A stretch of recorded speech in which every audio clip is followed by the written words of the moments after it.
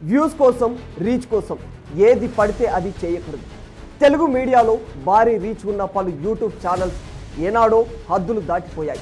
వాస్తవానికి విరుద్ధంగా ఉండే థంబ్నెయిల్స్ నుంచి అశాస్త్రీయమైనటువంటి విషయాలను ప్రజలకు చేరవేయడంలో అందరికంటే ముందుంటున్నాయి. ఇక వ్యక్తిగతంగా కొందరి వ్యక్తులను టార్గెట్ చేసుకొని థంబ్నెయిల్స్ క్రియేట్ చేసి జనాల్లోకి వదలడం చాలా యూట్యూబ్ ఛానల్స్కు కొట్టిన పిండిలా తయారైపోయింది. ఇందులో మెయిన్ స్ట్రీమ్ ఛానల్స్ కూడా ఉండడం జర్నలిజానికి మాయని మచ్చగానే చెప్పుకోవచ్చు. బీఆర్ఎస్ ఎమ్మెల్యే కేటీఆర్ను కించపరుస్తూ మీడియా సమాజం తలదించుకునే విధంగా థంబ్నెయిల్స్ పెట్టే సాంప్రదాయం చాలా యూట్యూబ్ ఛానల్స్కు ఉంటూనే ఉంది. మరి వ్యూస్ కోసమో లేదా రాజకీయ లబ్ధి కోసమో కానీ మహాన్యూస్ సైతం ఇలాంటి చిల్లర థంబ్నెయిల్సే పెట్టింది.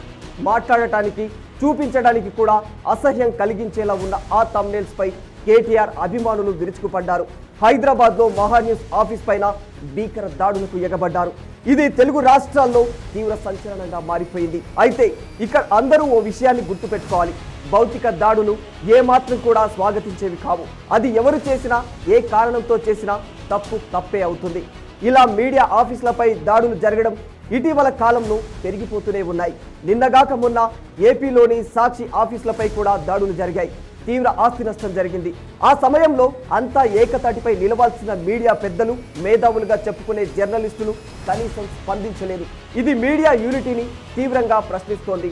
వీళ్ళకే యూనిటీ లేదంటే బయట వాళ్ళ దగ్గర లోకువ కాకుండా ఎలా ఉంటాం? ఈ విషయాన్ని ప్రతి జర్నలిస్టు గుర్తుపెట్టుకోవాలి. మరో విషయం ఏమిటంటే సాక్షిలో కేఎస్ఆర్ లైవ్ షో ప్రోగ్రాంలో ఓ గెస్ట్ చేసిన అసభ్యకరమైనటువంటి కామెంట్స్కు హోస్ట్గా వ్యవహరిస్తున్న కొమ్మినేని శ్రీనివాస్ను ఓ వర్గం తప్పుపట్టింది. ఏపీ పోలీసులు ఒక అడుగు ముందుకేసి మరీ కొమ్మినేనిని అరెస్టు చేశారు. కానీ చివరకు సుప్రీంకోర్టు ఆదేశాలతో కొమ్మినేని జైలు నుంచి విడుదలయ్యారు. గెస్ట్ చేసిన కామెంట్స్కు హోస్ట్ జైలుకు వెళ్లాలన్నదే నిజమైతే మీడియాలో హోస్టులందరూ కూడా జైళ్లలో చిప్పకూడు తినాల్సిన పరిస్థితి ఏర్పడుతుంది. ఇది బేసిక్ కామన్ సెన్స్. అయితే common sense is not so common అనే సామెత ఉన్నట్టే కొమ్మినేని అరెస్టును ఓ వర్గం తెగ సెలబ్రేట్ చేసుకుంది. ఇదంతా కూడా మీడియా ఎంత పక్షపాతంగా ఉందో చెప్పేందుకు ఓ ఉదాహరణగా చెప్పుకోవచ్చు. తన తప్పు లేకుండా సాటి జర్నలిస్టు అరెస్టు అయితే సానుభూతి కూడా చూపించకపోవడం అత్యంత దుర్మార్గమని చెప్పుకోవచ్చు. ఇప్పుడు మహాన్యూస్ పై దాడిని ఖండిస్తున్న బ్యాచ్ అంతా కూడా కొమ్మినేని అరెస్టు సమయంలో ఆనందపడింది.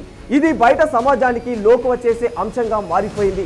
అందుకే ఇప్పుడు ఎవరు పడితే వారు జర్నలిస్టులపైన, మీడియా హౌస్లపైన దాడులు కొనసాగిస్తూనే ఉన్నారు. మహాన్యూస్ ఆఫీస్ పైన దాడి ఎంత అప్రజాస్వామికమైనదో సాక్షి ఆఫీస్ పైన దాడులు కూడా అంతే కదా. మరి అప్పుడు మాట్లాడకుండా ఇప్పుడు మాట్లాడితే జనాలు ఏమనుకుంటారు? మనం జర్నలిస్టులం, అంతేకాని ఓ పార్టీ ఏజెంట్లం మాత్రం ఖచ్చితంగా కాదని గుర్తుపెట్టుకోవాలి. ఈ విషయాన్ని మీడియా లోకం కూడా ఖచ్చితంగా గుర్తుపెట్టుకోవాలి. పని కట్టుకొని తప్పుడు థంబ్నెయిల్స్ వేసే పద్ధతిని ఖచ్చితంగా మానుకోవాలి. లేకపోతే మనమే చీప్ అయిపోతాం. ఇది గుర్తుపెట్టుకోండి. This is Radhakrishna signing off.